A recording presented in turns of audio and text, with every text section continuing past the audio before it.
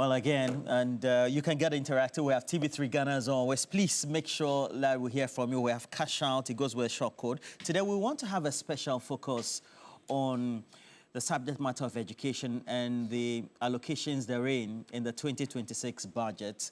Already, we started a conversation about the fleet of aircraft that needed to be beefed up for the Ghana Armed Forces, particularly not only for the military, but for the Air Force, and Kisia Latoforsen over the weekend, again, re-emphasized that on the key points. But the budget has some interesting highlights when it comes to education.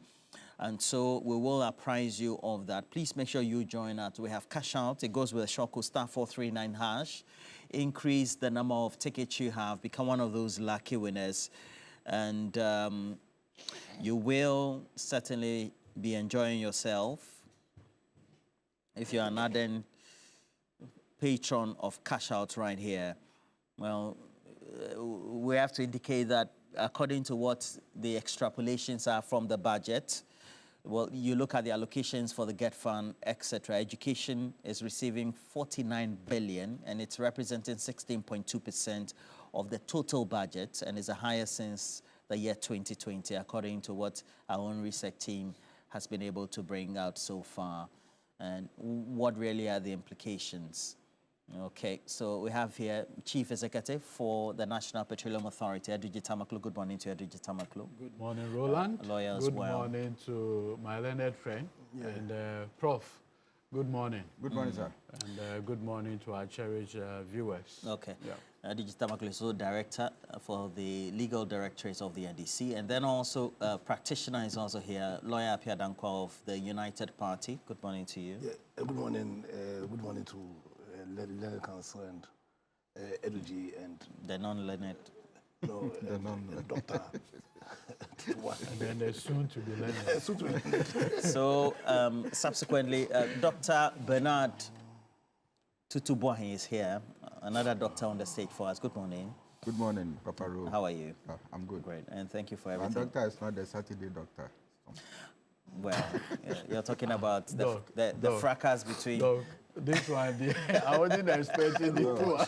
You see, the way he started, you see, Papa Ro sometimes, there certain things you don't actually know what is going through his mind. So you, know you have to quickly issue a disclaimer. Yes, okay. What he was saying was like, we have another doctor on the set. Oh, no, I wasn't relating it to... I'm the only doctor here. Yeah, exactly. You understand? For the avoidance of I wasn't relating it to anything on Saturday. I wasn't really. Well, we will talk about that. It will be part of my first comment. Yes. Thank you for joining us this morning. We will be joined by Kofi Asare, Executive Director for Africa Education World, to look at civil society side of this conversation. But Edwidji, your overall impressions on the budget in itself, the key stakeholders that you have spoken to, what essentially have been their own responses so far, and then on the education as well. I think, first of all, I need to make this point quickly. President John Dramani Mahama, in appreciating what this budget represents for all of us, it's important to know where we were and where we have gotten to and where we want to go. And so, in a quick, let me say in a nutshell, we took an economy that was in intensive care. Yeah. Doctors were on the patient at the point of death. Huge budget overruns, huge public debts. The debt to GDP ratio was terrible. At a point, inflation in this country got to 54%. The worst we have had since 1986. We are looking at a situation where, at the point when inflation was 54%, only two countries in Africa were doing worse than we were, South Sudan and Zimbabwe. We were looking at a situation where the exchange rate was almost 17%, 17 Ghana cedi to $1. Fuel, prices, everything skyrocketing. That was the state of affairs. Now, by close of November, as we're looking at today, in terms of outstep, Inflation today is a little above 8%. That is the record we are talking about. Today, the Ghana cedi is trading at almost 10.8 to $1. That is the scorecard. We are looking at debt to GDP ratio in the 40s. I don't remember the last time we have seen this. That is where President Mahama, under the able leadership of the finance minister, Dr. Atuforsen, the governor of Bank of Ghana, Dr. Johnson Esiama, it's refreshing that we have had to do all of this without any public ceremony to announce the economic management team. Quite profound. I recall by April 2017, a vice president then told us that he has arrested the dollar and given the keys to the then IGP. Today, you do not have any vice president or finance minister make that kind of pronouncement, but the cedi is relatively stable. So when you look at the numbers as presented by the finance minister and what has been done to provide stability to the Ghanaian economy within this short while, you can only say that this particular budget inspires hope.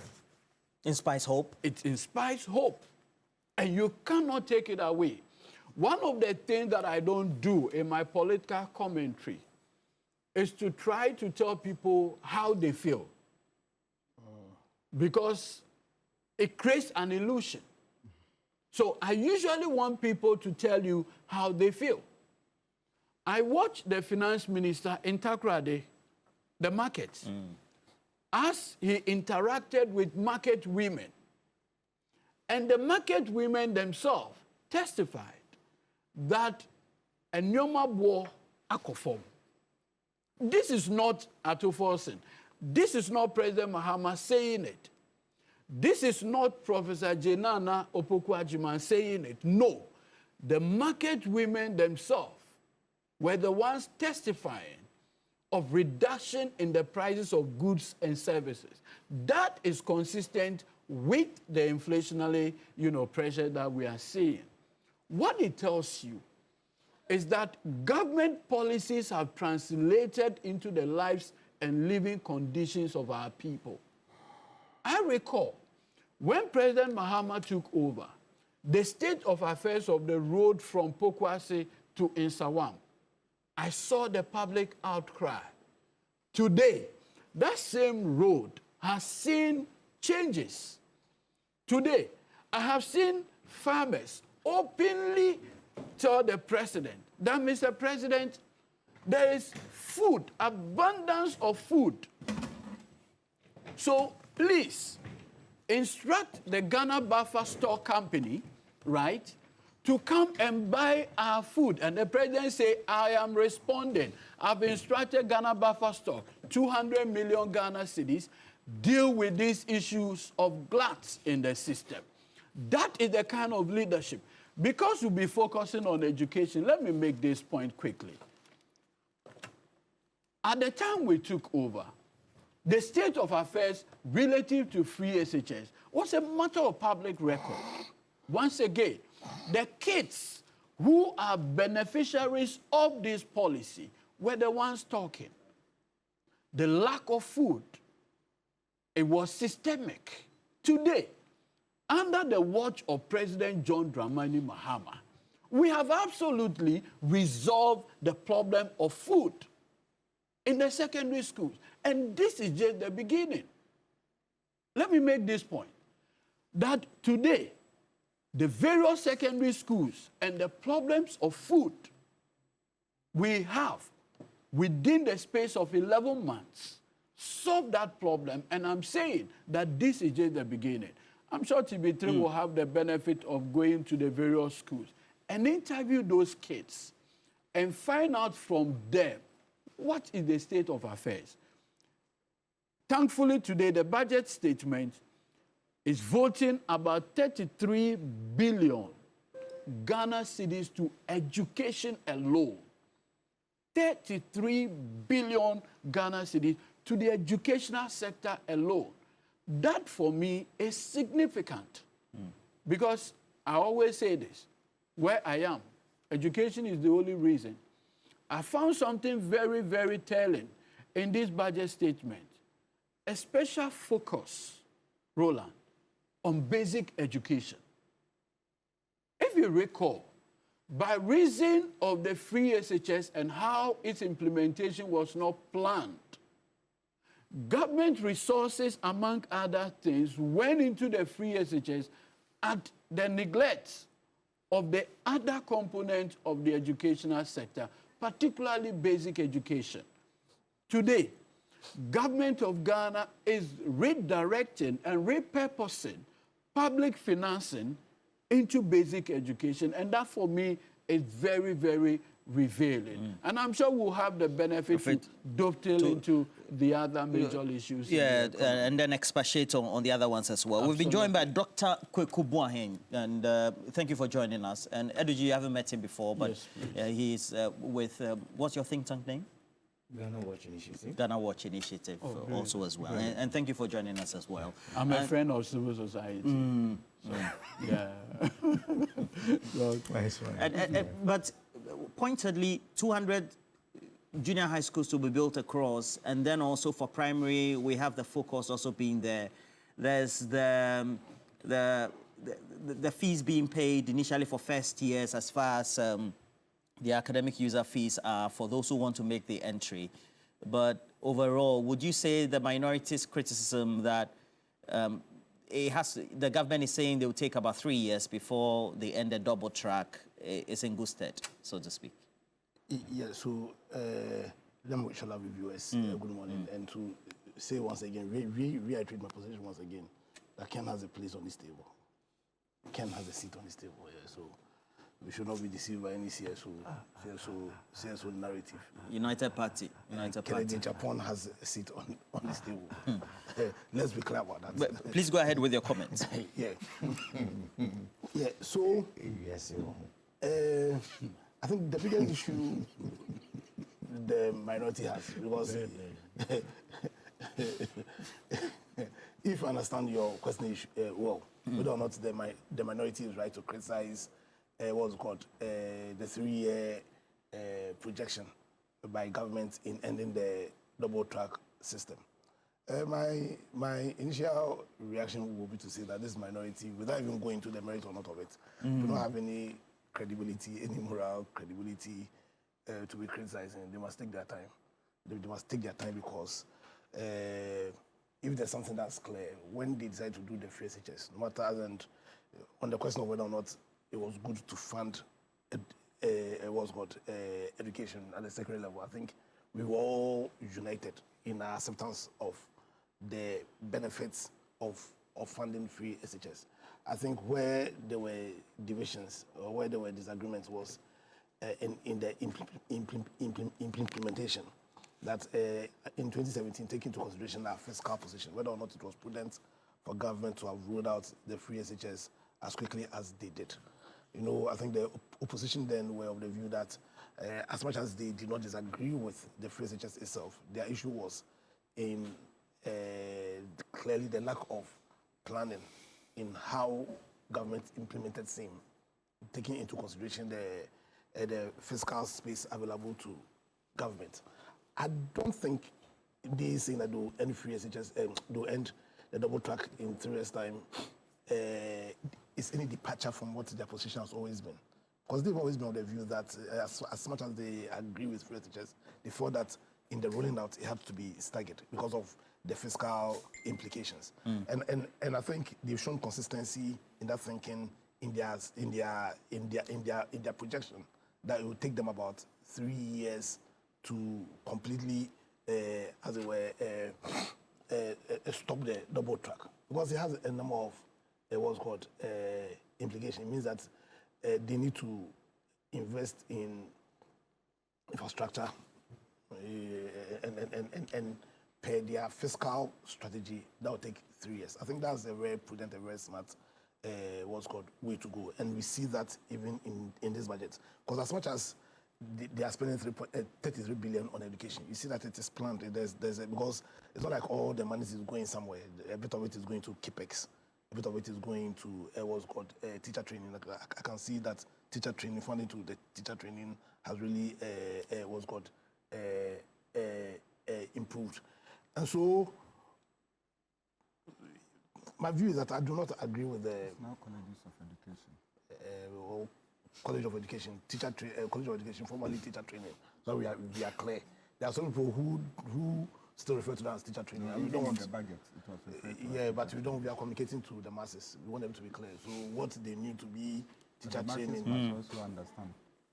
They understand. So they understand. Because as far as the teacher training is concerned, 207 million was voted. I'm only trying to He's indicate that saying that they are now College of Education. College of He Education. says, I'm not going to argue with him on that. But we are communicating to the masses.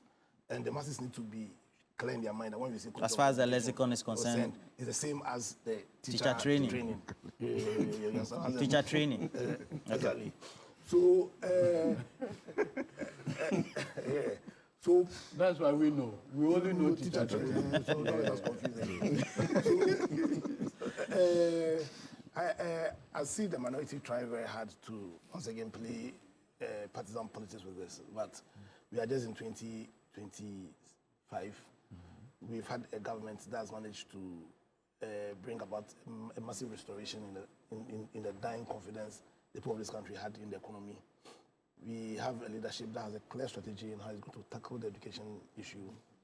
We have a leadership that has shown clear commitment. Because they show me where you spend your money, and I'll show you what your commitment is. But beyond that, there's a clear strategy as to how they are going to spend the money in the educational, sector. One thing I found very interesting was the IGF. I understand that the education itself is able to generate about 3-point-something billion internally generated funds.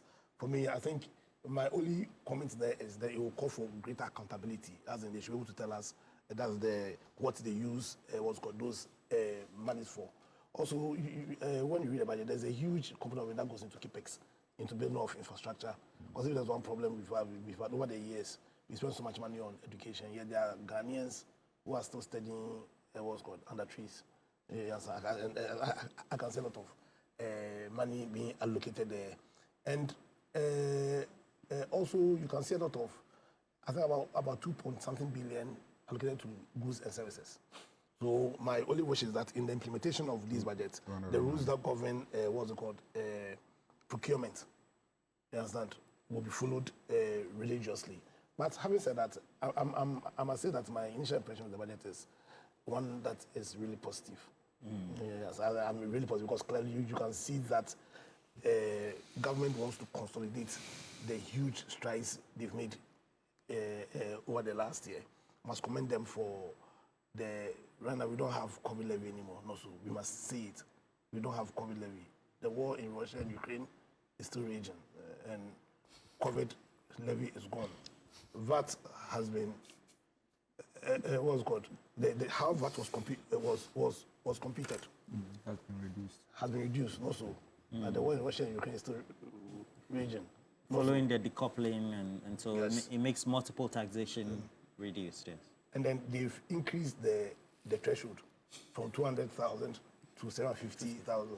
So a party that we say are social democrats, they seem to have given us a budget that's very business friendly. Beyond the clear commitment to education, they've given us a budget which, for all intents and purposes, within this very tight fiscal space, is very business friendly. The interest rate has reduced also. Interest rate has reduced significantly. So it means that the cost of doing business has also reduced. Oh, no. I'm just following you. Interest rate is still around Okay. 20%. So, as in, the point I'm trying to make is that this is a very positive budget. My only pride is that we won't have issues with the implementation. Because I don't think we've never had issues with the planning. The issues we've had with the implementation. And I hope that the implementation will be so seamless that the transformational agenda that the government seeks can be realized. Yeah, so those are my initial reactions. Very positive budget, and kudos to the finance minister. Dr. Tutubuahi, so you take a look at what the reaction has been generally, and then as we dovetail into education, what would you have wished that perhaps the government could boldly have said that we want to make a decision on? For example, the argument has always been about whether you need to pay teacher training allowances. You know, it's a voter decision issue. You know, you allocate 207 million. The argument will be from elsewhere in civil society, you can use it for something else. You know, either provide infrastructure, let those who are the beneficiaries or those who are in the training colleges access student loans, so to speak. But on the other side, when it comes to voters, it doesn't resonate well with them. I mean, generally. Yeah, I mean, good morning once again to my co-panelists, and good morning to our viewers. Baro, let me make a special greetings to our producer, numero 1, Shadrach Abbey. Yes. I greet him in capital letters. I hope I know where you're going. No, I'm only greeting him. Okay. Greetings to you. Yeah. Greetings to you, Shadrach. From So, Papa, Bernard you to know that Tutubuahi. I have enjoyed training college allowance. Before? Yes. You're a beneficiary? Yes. Okay. And I wouldn't sit here to say that it is not good. It is. Proud to, or after the FQ, you remember the FQ policy? Yeah.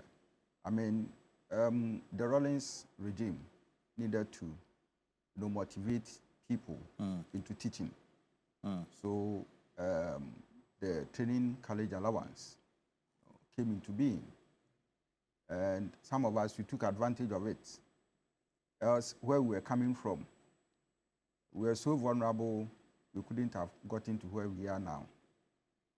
And so I would say it has been helpful, in promoting education in Ghana. And you see, now that politics has equally taken a better part of it, I don't think that any government would want to risk, to say that I'm going to trade that policy for something different. Okay. I think that JDM1 actually suffered, to some extent, when there was that decision of that came with regards to training college, allowances. But again, there was another intervention, which I think you have highlighted, regarding, going the way of university students with regards to student loans. I think some time ago, that conversation came up. And I don't know what has happened to it, as to whether government or the current government is still interested in facilitating that process to ensure that at least every month,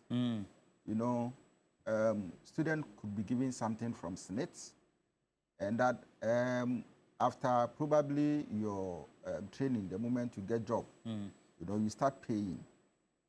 I think that these two can be tied together as to whether government want to replace training college allowance with, SNIT loan.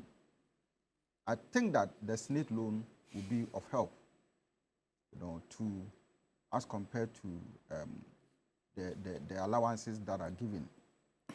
I also want to believe that, you see, when you listen to the narratives and all that, now there has been a transition where training colleges are now colleges of education, and they offer diploma programs as well as degree programs.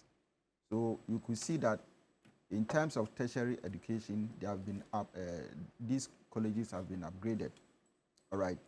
And so if what I know that their teachers, their lecturers, enjoy the same facility as public university lecturers. And so if the students are equally going to enjoy something that their colleagues at the universities are enjoying in terms of the SNIT loan, I don't think that it would be a mistake, right? But what it means is that there's going to be a level playing ground, for all of them. But it all boils down to commitments and the fact that if you could equally separate politics, from, the bigger picture, I think that it will help. With regards to the facilities that we are talking about, I think that when you go to generally, from the basic level to the university level, facilities is something that we need to concern ourselves with. Recently, I visited one SHS, at this mountains area, Manfi Girls, right? Manfi Methodist Girls. And it is a school that has performed excellently, at the international level and even at the local level in recent times, moving from grade C to grade A in recent times. Which school is that? Manfi Methodist Girls. The Manfi Girls? Yes. Yeah, the robotics. Robotics, I They're think very they won good. it back to back. And the demand for them is now very high. But the facilities, I think that if the budget is talking about, upgrading the infrastructure at some SHS, that school should be given the needed Priority. attention. Yes. And you see, a school that can actually promote the image of Ghana, at the international level, in terms of robotics competition, it's not a school that you can actually toy with, all right? And, Ro, you agree with me that the budget is very comprehensive, and I think that everyone who has actually gone through the budget, will know that it is very comprehensive. With regards to infrastructure development in terms of education, it's very good, all right? Now, when we check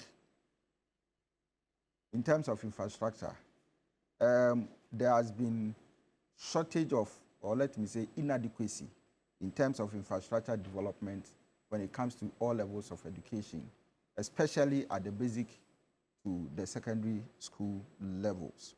You get to certain places and we see that some of the buildings that students are learning, teachers are teaching, cannot be something that anybody can be proud of, to the point that in this era, we still see schools under trees.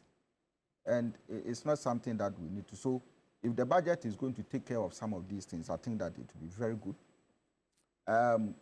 I hear, in fact, I made some few calls, to some rural areas and all that. Insufficient desk. I mean, even in Accra, here in Accra, I mean, there's one school somewhere at Latabi Okoshi, named after the current president, John Dramani Mahama, GHS. I mean, when you go there and you look at the offices of the teachers, I mean, Roland, if probably you could take your cameras there, you marvel. Latabi Okoshi. Latabi Okoshi, President Mahama, GHS. All right. That's how it's being named. Yes, that's the name. I think it's one of the new facilities in recent times. But look, if you look at it, you wonder whether this construction was done somewhere 50 years back. Move into the classrooms and you see the overcrowding. Very bad. In this era, I mean, we need to do something as a country if you want to get or gain something better from, education. Sanitation is not something that we can be proud about. It's terrible. Very, very terrible, especially at the basic levels and secondary levels of education. I mean, this whole issue about double track, has been a serious thing. And I think that parents would actually give credit, if this government can probably indicate its commitment to end double track and not to probably, Well, they said by 3 years. I mean, incrementally, year 1, year 2, year 3. I understand. I mean, obviously, like lawyer Apia Dankwa said, you can't end it in a year, all right? But your commitment is something that is very important. And not to probably indicate something on camera or in the books and say that, look, in 3 years I'm going to end it. When probably after third year, you will come back to give further excuses and probably to give certain blames and all that. For me, if you can do it, if you can say that even 10 years, but within 3 years, I'll cover this percentage, and that will be fine. You see, so that expectations will not be so much high on you. But the moment you say that you are going to end it in 3 years, then, of course, it's going to be a yardstick of which people are going to measure you in on equal access to quality education. What's the meaning of that? Yes. Unequal access to quality education. The balance between rural and urban education in terms of quality is something that, you know, is so bad. I mean, you get all good teachers coming to Accra, coming to Kumasi, Takoradi, you know, the regional capitals. And then this same student somewhere in Fanchenko is going to write the same paper with someone in Accra. You see, even in Accra and the regional capitals, the peri-urban centers, you know, certain areas which are so much disadvantaged. When you look at the kind of quality education students are getting as compared to somebody in Dansuman, someone somewhere in cantonments and all that, I mean, I think that the gap is so huge in terms of resources, in terms of teacher quality, in terms of even textbooks. Roland, I've taught at a place where there was no textbook. You needed to resort to the syllabus to develop your lesson notes. And that was very terrible. At a point in time, I needed to use my salary, you know, come and buy books from Accra to go and teach. Which school was that? That's a long time ago. Gambia #1 LAJHS. Gambia #1 LAJHS. Thank you very much for this. But Dr. Kwekubuahin, so for example, Kenny Japan keeps insisting that we need to practicalize sort of education, and then also equates it to what is done in Asia, etc. And talks about the Asian miracle. But at the end of the day, making provisions for TVET, which have become with a 20% quota for this budget as well for the sector, also means that at least some good efforts have been made, wouldn't you say, based on your own assessment for the budget? All right. Good morning to my co-panelists. Good morning to Ghanaians. And then a special mention to two people. Patricia Alowu, who's celebrating her birthday today, and then Chairman Isaac Entry of Dome Kwabenya, who is also celebrating his birthday. The constituency chairman? The former constituency chairman. Former constituency chairman for Dome Kwabenya for the MPP. And then the good people of Takoradi for hosting us over the weekend. You guys were in Takoradi this weekend too? The other time was Bono. Bono, next time was in Takoradi. And then the Rotary Club, Takoradi, that was celebrating their 60th anniversary of their charter. And then, like you mentioned, the incoming president, Fagbara of the NPP, Kennedy Ohene Japan, who is in the Eastern region this morning with the people of Antiaqua and Enetiwa North. He's going to be there with you to share his message of hope. Oh, come on, stop this. Please go ahead. Don't be distracted, please. Let me come back here. By the United Party. Don't mind them. The budget allocation for education, I think significantly, let's say that we've had an increased funding this year.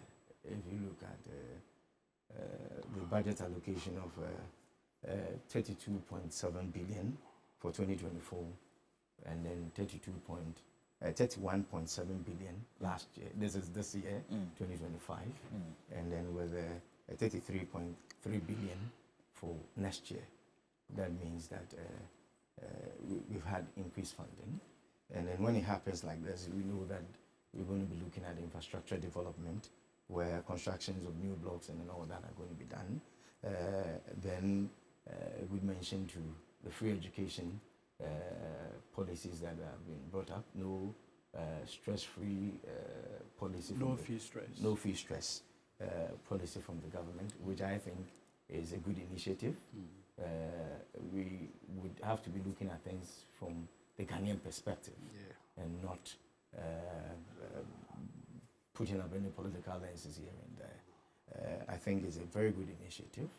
We have people within our communities that are destitute, that are needy, and then if the government comes in and says that I will support you, but then we should make the policy work. That is one of the few things sometimes I have an issue with.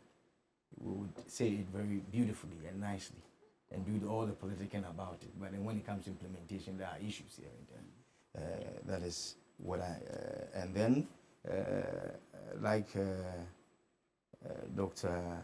Titubuahin said, looking at the rural communities where we have some of these schools and the trees in it, I don't know whether they are still existing today, but then I know there are a couple of them.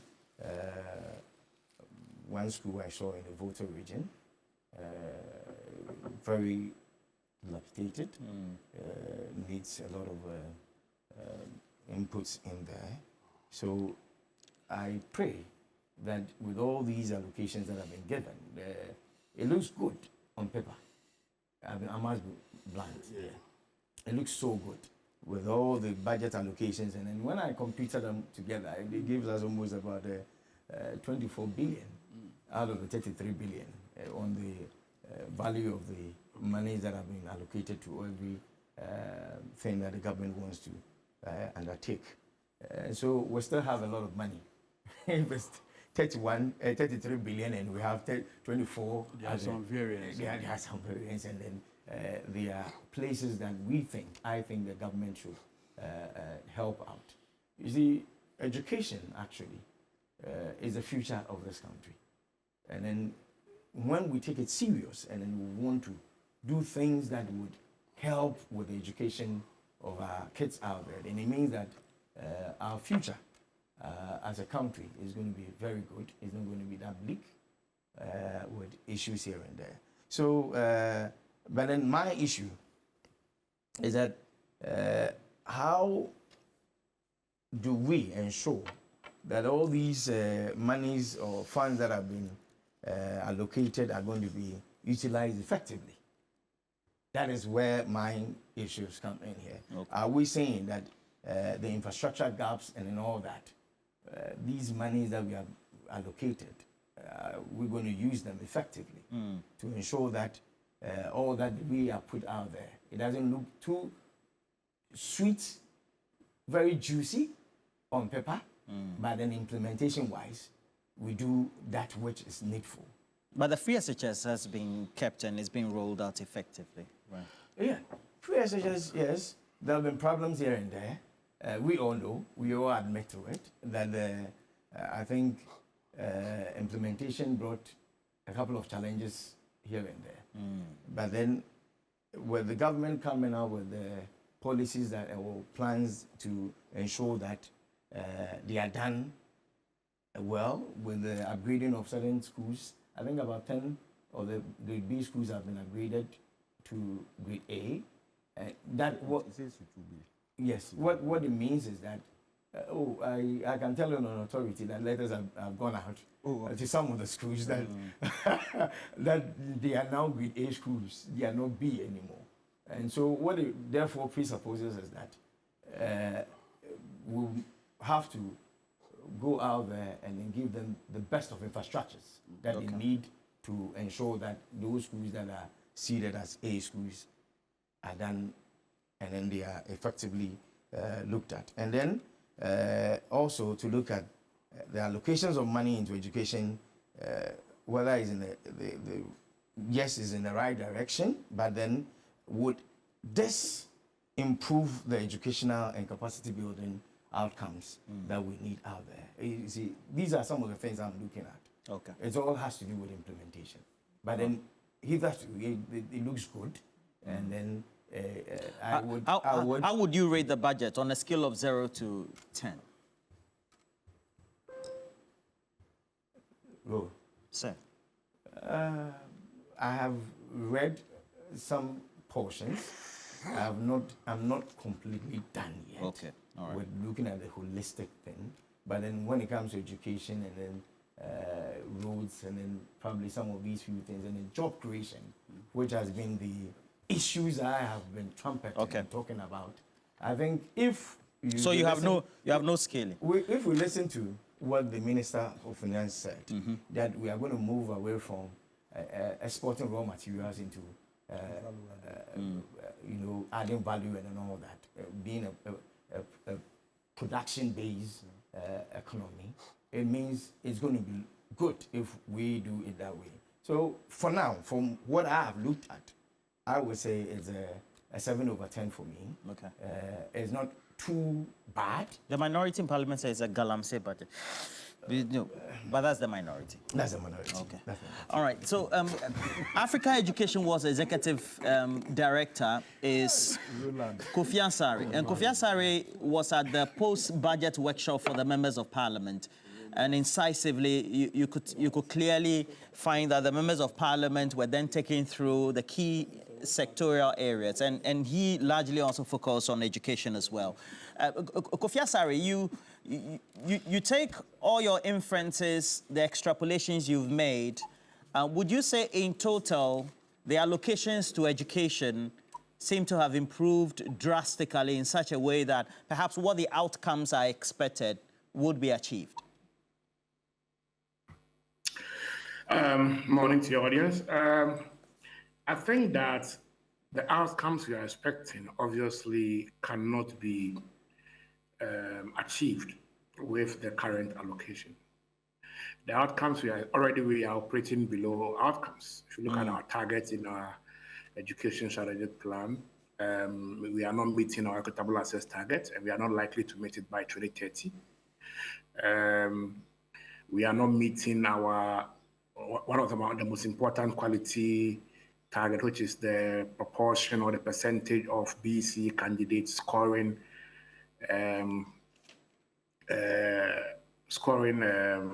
at least 50 or more in all 4 core subjects.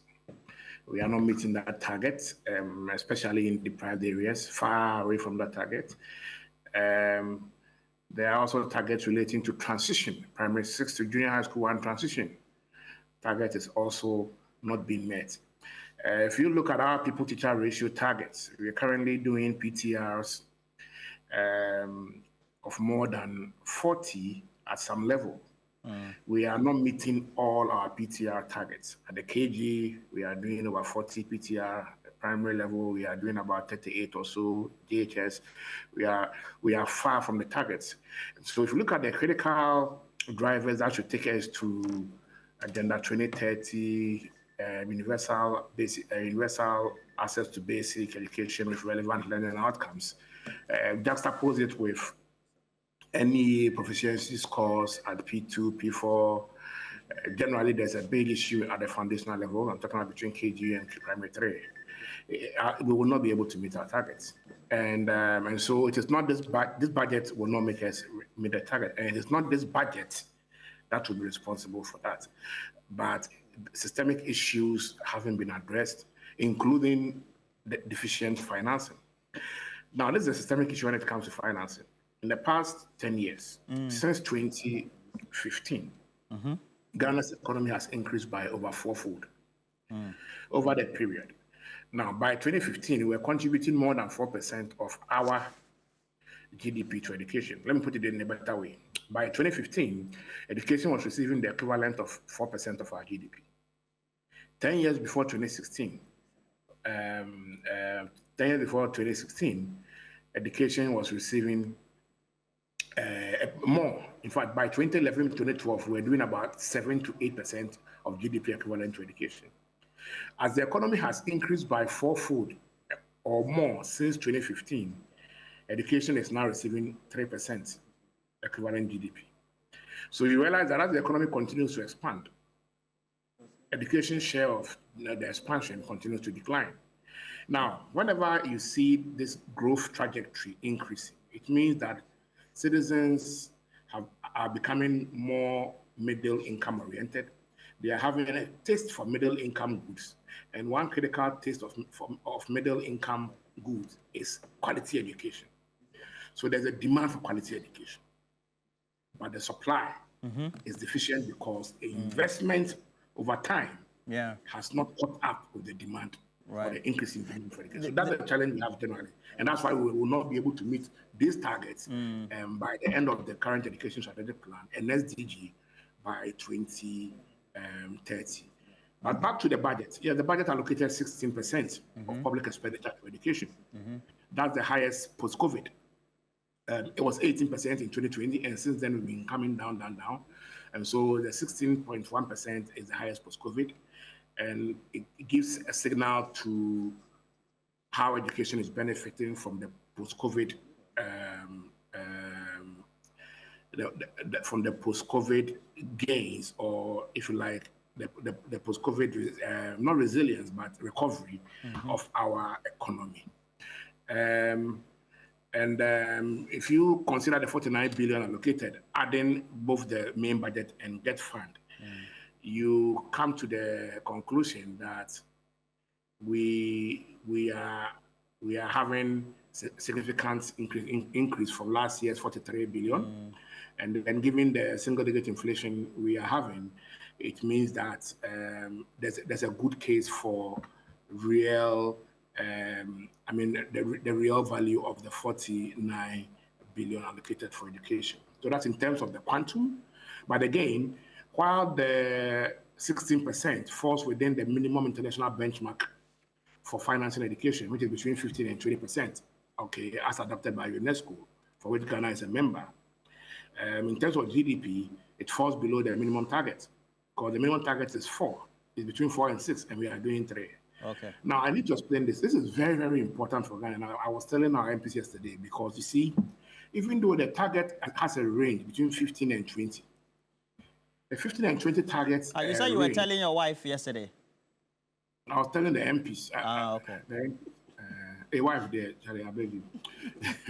You see, the issue is that when these targets were being set, the reason why it was not pegged at 15, but varied between 15 and 20, and between 4 and 6, and not just 6, 4, is because UNESCO appreciated that various governments have various models for delivering education. Some of them may be very, very economically, prudent. Some of them may be very, very expensive. May not pass the economy test. And so let's widen it such that in the countries that have very, very expensive models for delivering education, will have to meet the upper threshold of 20% of annual public expenditure on education, or 6% of GDP. Okay. In the case of Ghana, Ghana is one of the countries in the world with the most expensive education system. Ghana's secondary education system is the most expensive in the world. I'm talking about the public education system. But Ghana is the only country in the world where secondary education is boarding as a norm. Ghana is the only country in the world where public secondary education is boarding as a norm. So, Kofi Asare, what are you advocating? That we walk to secondary school, or we have community day schools, so to speak? But you've been in this country for the past decade, and you know our position on feeding children of the rich and the poor in school. That's trite. So the point I want to make is that if you have such an education system, you should be meeting the upper threshold of at least 20% of the national budget for education, and 6% of GDP equivalent to education, and not the minimum. So I don't want to explain that, because even though we are meeting the minimum threshold for the education share of public expenditure allocation, it is not enough because of the nature of our education system. All right. I know your focus as Africa Education is always on education, but I would want, please just, if you can, just stay on, because I'll need your 3 minutes. But let me go back to Eduje. Education and the allocations would have to depend on the overall performance of the economy. Sure. And you take an assessment of the year, the consolidation of expenditure in itself.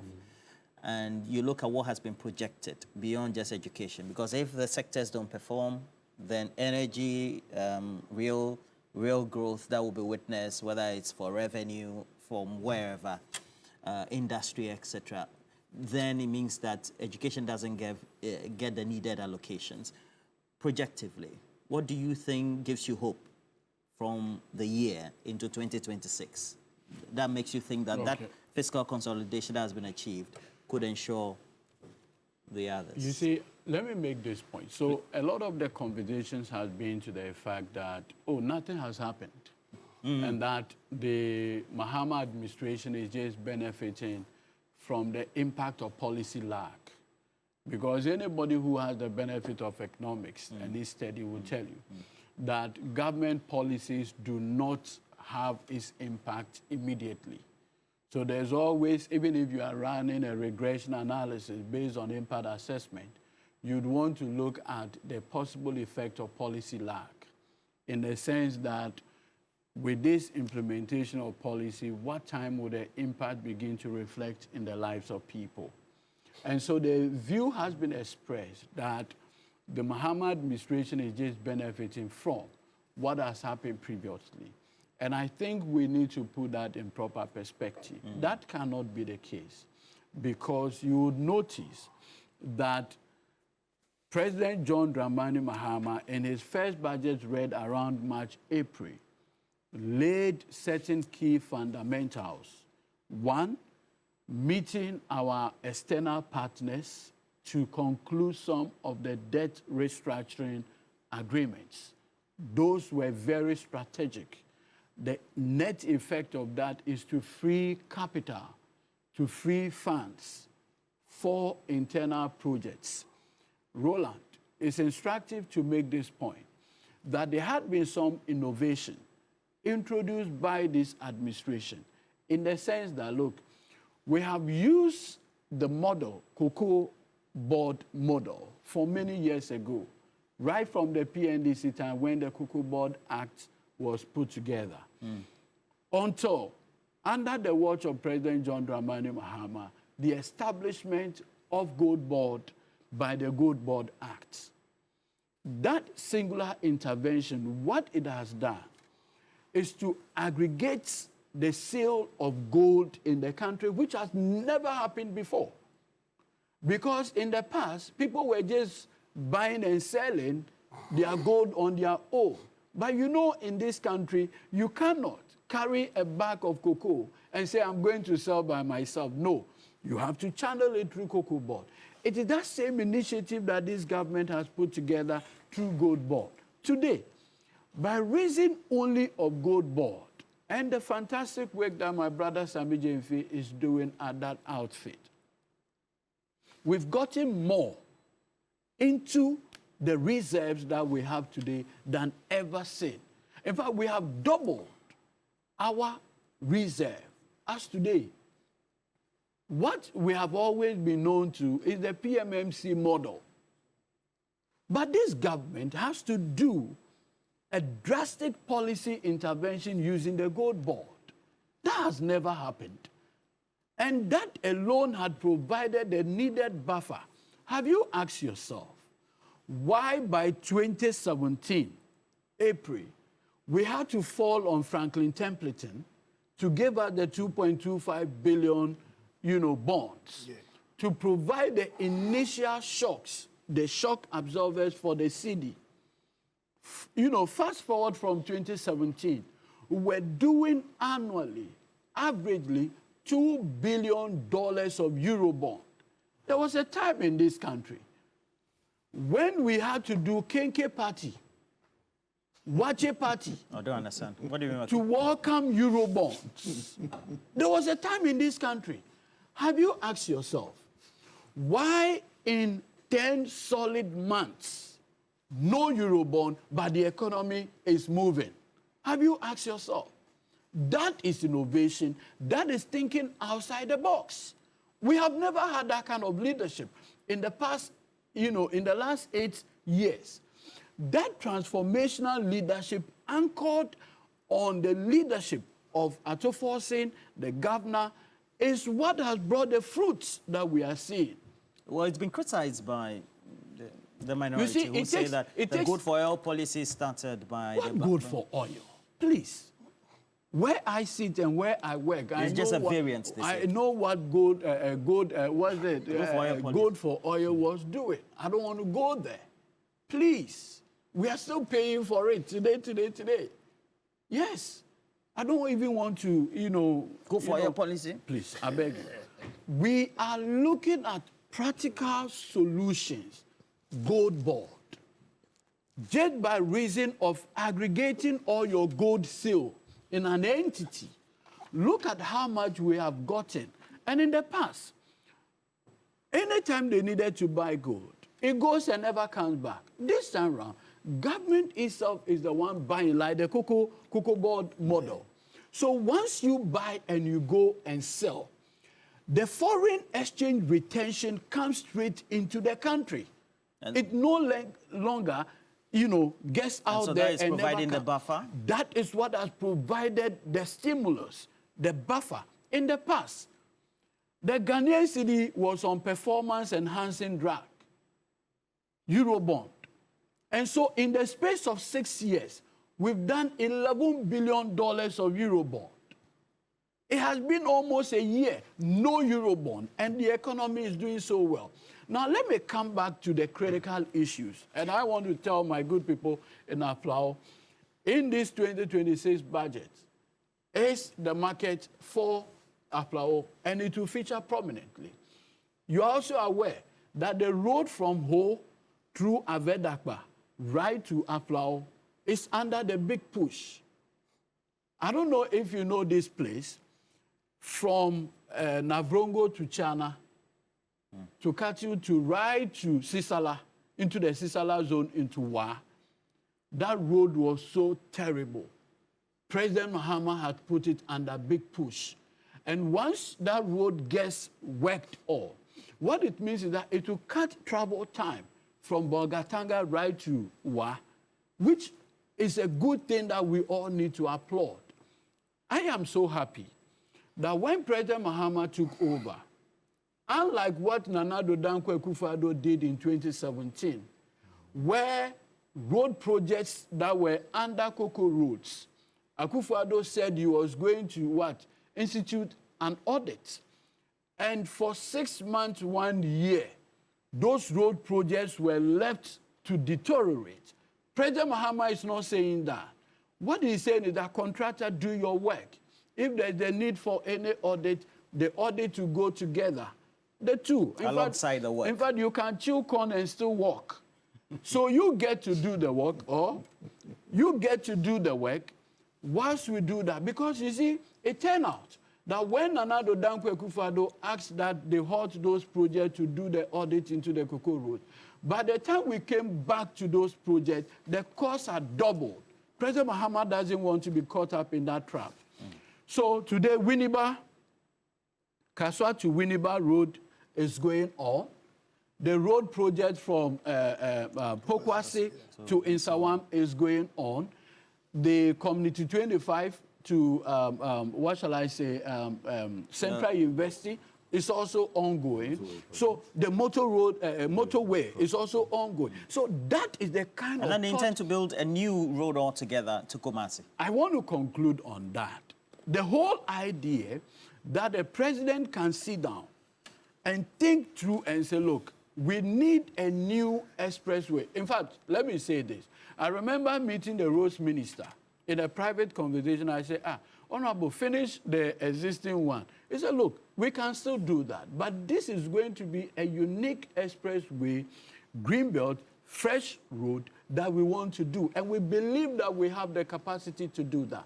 And once we are done, you only tow it and it will pay back the financial resources that will be pumped into that. So it's a straight highway. Expressway. In fact, that's how they call it. Expressway. Expressway from Accra to Kumasi. But you see, there's something unique about the leadership. Yes, I will. There's something unique about the leadership of President Mahama. We have never thought of building railway line to connect the East. Until President Mahama, in his vision for a multimodal transport system, decided to do the Accra to Tema to Mpakadan Railway. It's good President Nana Danko Akufo-Addo continued it, but that was a vision because it is the Georgesburg Railway system that has stayed with us till now. Accra, Kumasi, Takoradi, that's all. It's curious that a country that is on retirement, we pass 60 years, correct? A country that is on retirement, our northern communities do not have the benefit of railway. How so? If you go to Kenya, Mombasa has one of the best railway infrastructure. We can equally do same because it's just about 600 kilometers. We have the capacity to do that. For me, that is what I believe that the next stage of the NDC administration should be looking at. Connecting the northern communities to rail infrastructure. And once you do that, the benefit usually is that you even save the lifespan of our road. I want to conclude on this. Galamsey, Galamsey, Galamsey. President John Dramani Mahama, to further demonstrate his commitment to the fight against these environmental terrorists, the 2026 budget has in it 150 million Ghana cedis allocation for the activities of NIMOS. That for me is significant. It appears we are not talking about it.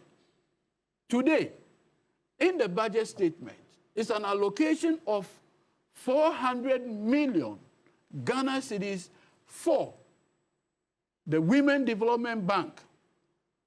What it tells you is that the specific campaign promises made in the 2024 election, which reflect our social contract with the people of this country, is beginning to yield benefit.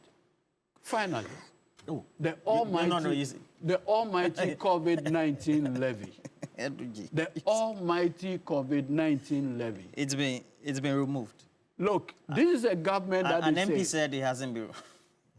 Please. I think the people of Trobo deserve better. I want to make this point, finally on this. Very well, sorry, my chance. My chance. I want to say this, finally, is that, look, this levy would have given government of Ghana 3.6 billion Ghana cedis. 3.6 billion Ghana cedis.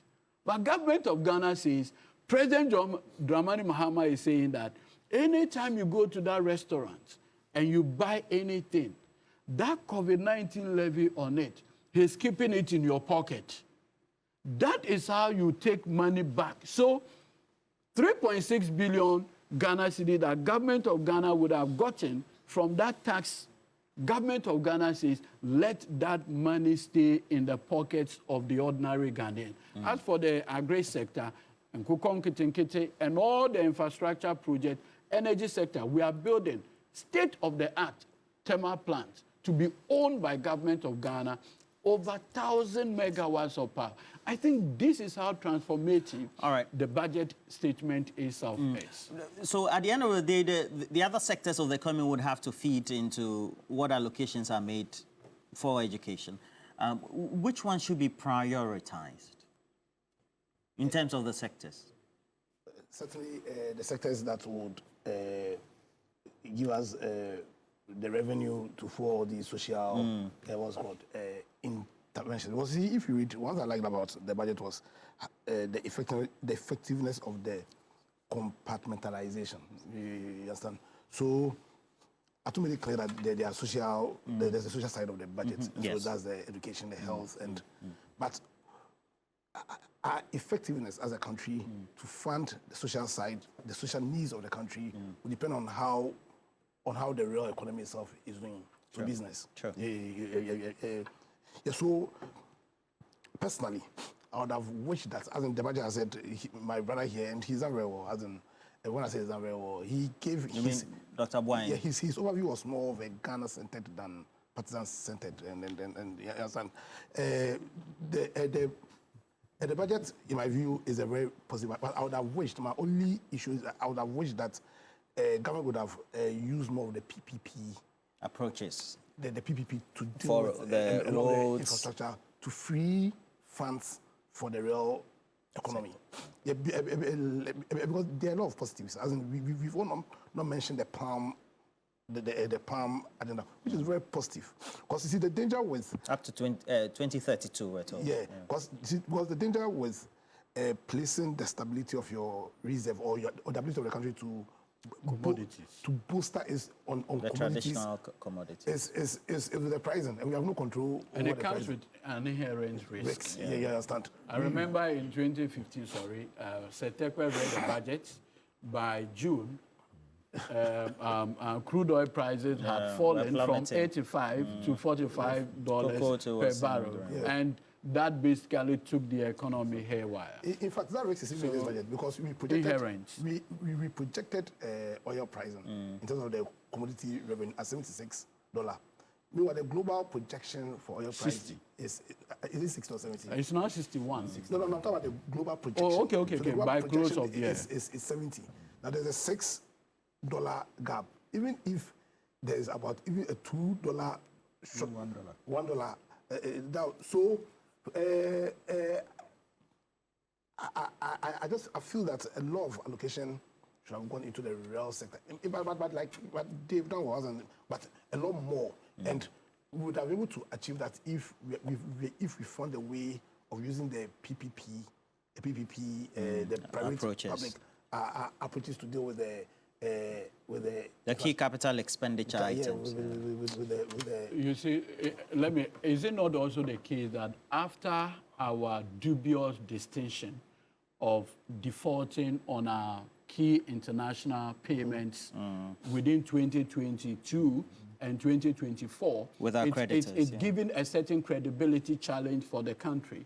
So immediately going into said PPP agreement for people. I remember there were some major road projects that the loan, people giving the loan, the Obechebi Lamte and some others. The guy said, look, we won't continue because you are doing a haircut, you are doing a debt restructuring, you have defaulted on your loan. Even the 25 road. Exactly. And so, for that matter, we cannot continue to give you money.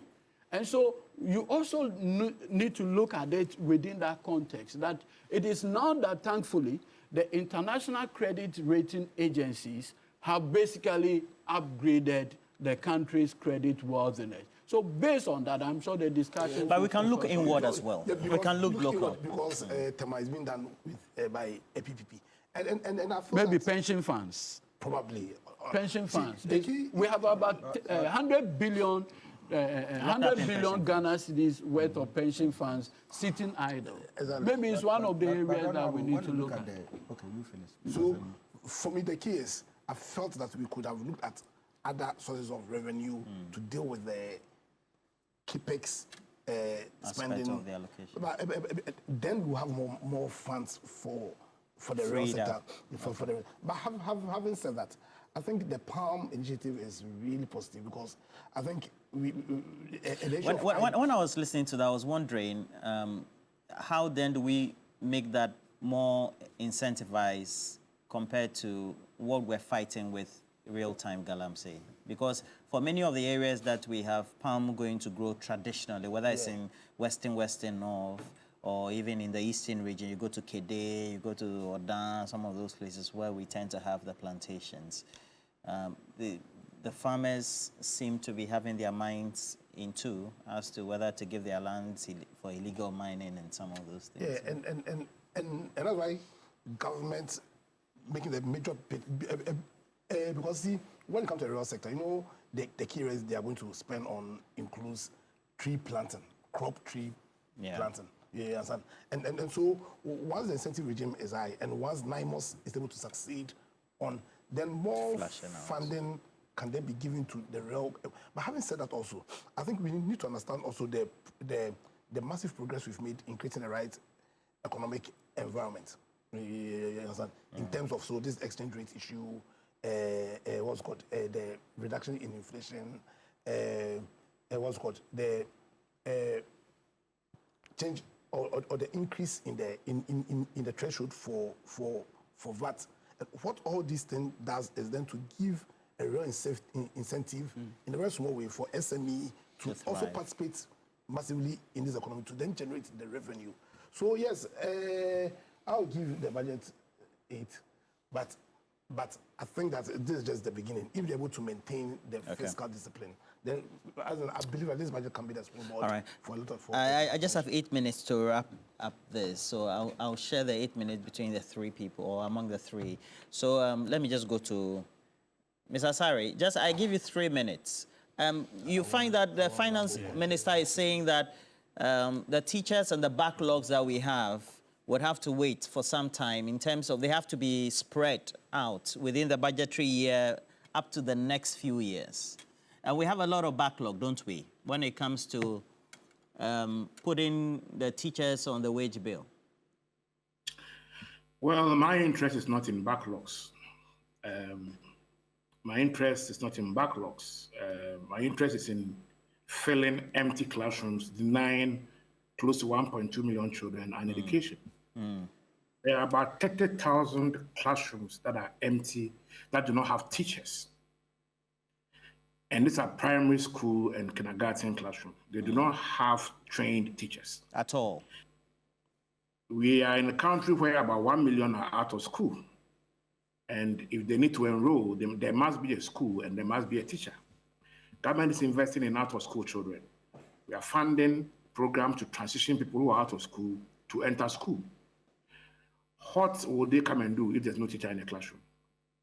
And so not having teachers, trained teachers in 30,000 primary school classrooms simply means that we are denying 1.2 million children education, in addition to the 1 million who are not even in school. So everything we are discussing in the studio, from bridges to roads to everything, without a comprehensive human capital investment, we will not be giving enough quality assurance for our country and the youth. If you go to Central Gonja, 400 teachers are needed. If you go to Garu, Sola, Anloga, Nadoli, Biakoye, at least 4 to 420 teachers are needed. If you sample 10 districts in the north, it's difficult to get one that has less than 300 teachers needed. I'm talking 300. And so, for me, the most important thing we need to happen in the education sector to restore hope to many of these people who are not in urban Ghana but in rural Ghana is to announce the hiring of teachers immediately, because it wasn't done in 2025. Other than that, the roads, the gold, the currency, inflation, the macro physicals will be brilliant. But the human capital to anchor all these gains on will not be there in the next 2, 3, 4, 5 years. So it's very, very important that we appreciate that. We are building schools, yes. 2 billion allocated to build new schools, build 400 teachers' quarters, build 400 new toilet facilities. In the 2025 budget, allocated over 1 billion to build 261 schools, one in each district. But those are significant, hugely significant interventions. We are providing furniture, almost 600 million from DACF in every district. Very significant. But who is going to sit on this furniture? These are allocated in 2025 budget, not this year's budget, not 2026, 2025. And procurement is going on, people are delivering them.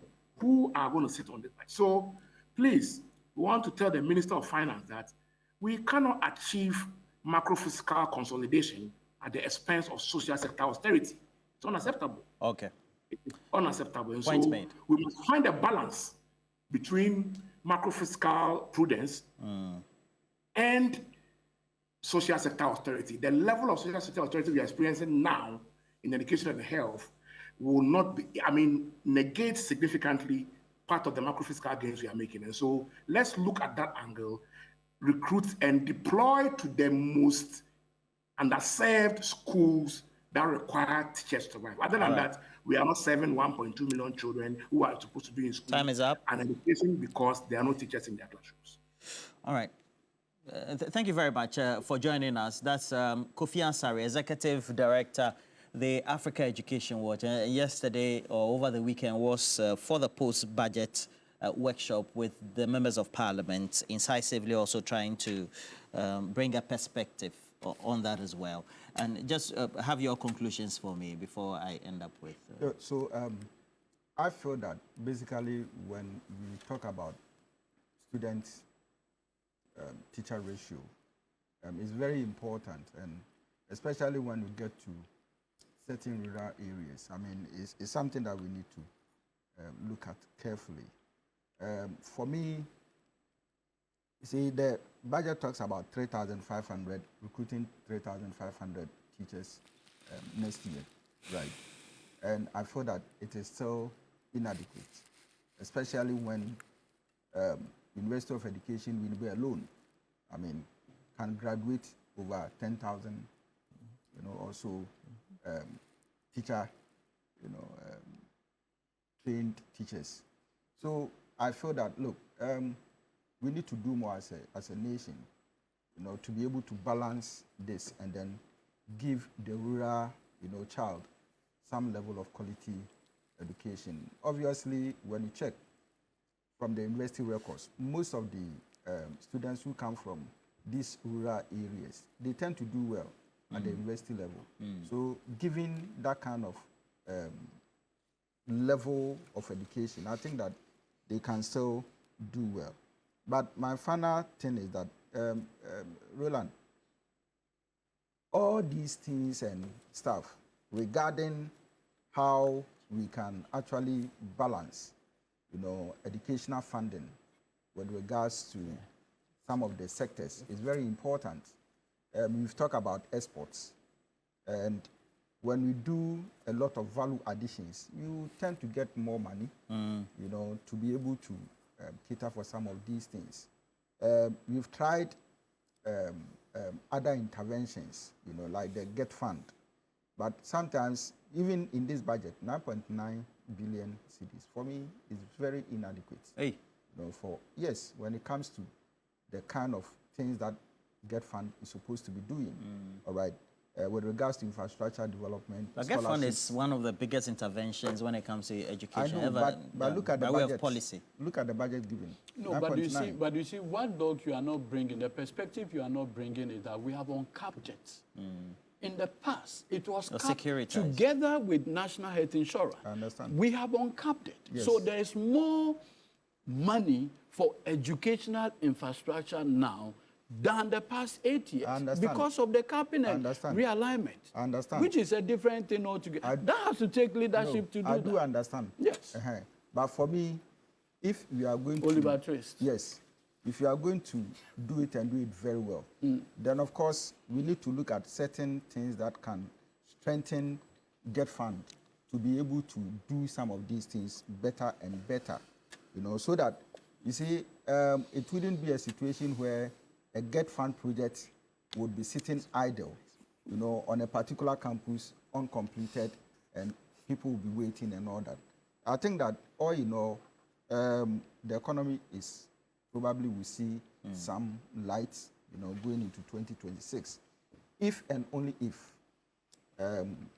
President Mahama will put his eyes on the ground, his ears on the ground, make sure that his feet is moving towards the doorsteps, of every appointee to ensure that whatever has been mandated for them to do, they do it and they do it perfectly. Okay, 3 minutes for you. Just conclude for us. For me, when I listened to my good brother, Ediji, Council was talking about we having our reserves in gold and all that coming up and then soaring up the city and giving us the forex that we need and all that. When I hear some of these things, you know what comes into mind? Then I start looking at this Galamsey thing, and then gladly enough, he talks about Galamsey and Naimos, and then they've been given 150 million to fight Galamsey and its attended activities. It is, yes, if we are going to fight it, and then we really have the will to fight it, it's going to be good for us. But then sometimes, many a time we talk about this, and then it's just by word of mouth, but the implementation is not done out there. And then it creates a whole lot of problem for all of us, because Galamsey is really eating up.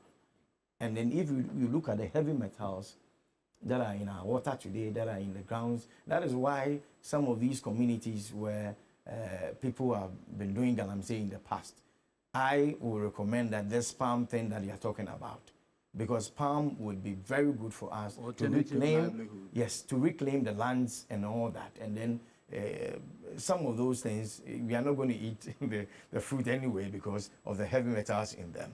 But then we can export them for soap making and all those things, so that it will help us. And then also, one other area that I would want the government to be looking at seriously is the issue of unemployment in Ghana. It's a huge It's thing. a national security threat. I'm being blunt with you. And I mean, I say this with all humility. We saw what happened with the stampede at Ewa. My deepest condolences to the family.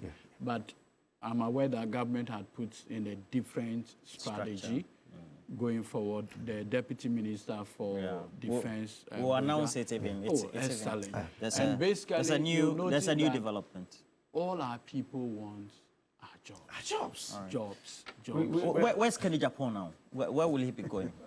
He is in the Tiwa. Today. Today, and then he's going to go to. He's connecting. He's connecting with the people. He's connecting with the people. I like that. Okay, my greetings to everybody else in the Ken camp, okay? But I understand Dr. Bamia says he's bringing Abrochiri to Ghana. Oh, yes, he said that. He said that. But let's also apprise you of the latest. The Ghana forces, they've issued a release. The Ghana forces they've issued a release, and based on what Eduji announced, it's also based on a certain structure. And I believe that over the last couple of days, those had been suggested to have been the alternative instead of just grouping everybody else at one point. And so, according to the letter signed by Naval Captain Ahin, it says all Greater Accra potential recruits are hereby informed that we have a resumption, and that resumption will be on the 20th of November, 2025, this Thursday, as part of the measures to ensure a seamless process based on advisory. We have now, according to the new release, and with consultation with the Ministry of Defense as well as the presidency, 8 centers now. They are within 5 locations, all right? So we have 8 centers within the 5 locations. So we have LWAC 1, 2 centers, the Nicholson Park, Bema Camp. So when you go to Bema Camp, you go to the Nicholson Park, usually will be used for football, etc. Also, it's good we've learned from our... Yeah, also had been suggested as well. There was even Independence Square that was even suggested, the stadium. But this one, they have the Nicholson Park. I think they want to use the facilities of the Ghana Armed Forces so that it will be based on their premises. The Air Force Base, Bema Camp, is also there. So we have 2 centers, the Nicholson Park, the Bema Camp, having 2 centers there. The Training and Doctrine Command, Ateshi, 2 centers, and then they have the Eastern Naval Command in Tema. So others will go to Tema Newtown area and go and have. And so all qualified applicants in budgets of 600 each. So you will then receive an SMS. It's going to specify the reporting date. So this is how it's going to be. 600 groups per time or per period. And it will be based on you receiving a prompt. A prompt. And all these had been suggested. And they are going to go to the designated centers. They also encourage to check on the recruitment portal for updates as well. The applicants are also strongly advised to strictly adhere to these instructions, etc. And you have to say very good one. I think that we need to salute the military high command for thinking out of the box. Obviously, we didn't need to have that disaster, completely avoidable. But regardless of whatever it is, we have gotten to a point where we needed to come out with a solution that will avoid whatever happened previously. Thankfully, today, the other internal security agencies, the process is also starting today. They have learned from what happened, and so they have more decentralized the process even better.